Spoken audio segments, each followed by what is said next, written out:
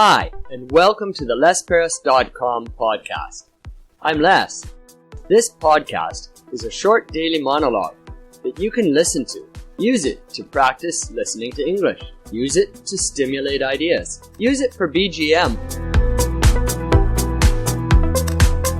Well, hello. This is Les Paris, and you're listening to the Les Paris podcast. Today is episode 111. In episode 110, I talked about rain. Today, in episode 111, I'd like to talk about clocks. Clocks. Where's the clock in your house? Which clocks do you use? Now, today as I talk about clocks, I'm going to include watches as clocks because I'm generally thinking about timepieces, the way that we can tell what time it is. There's a clock on my smartphone. There's a clock in each of my classrooms. And I have 2 or 3 clocks in my living room at home. I really like to know the time.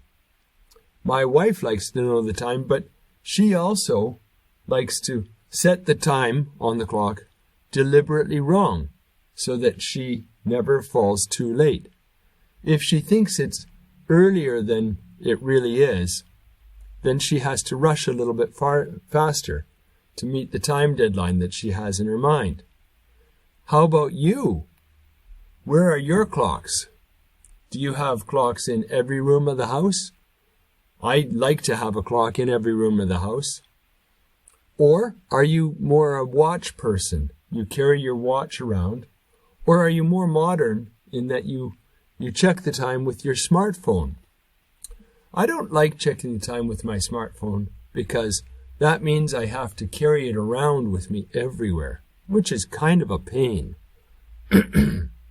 Smartphones are okay, but watches and clocks are a little bit lighter and easier if they're set correctly. Which is another thing. There's different kinds of clocks. I was in elementary school when I first learned about the sundial. That's a clock that tells the time by the position of the sun.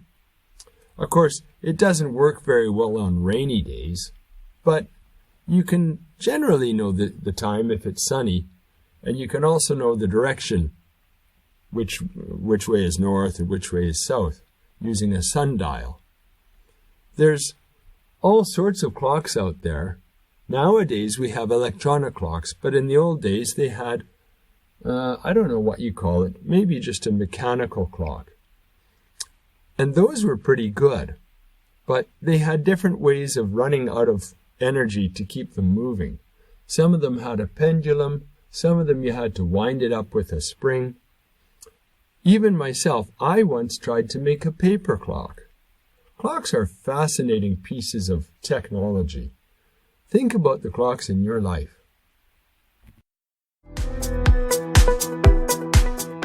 There. Now we've come to the end of episode 111 of the Les Paris podcast.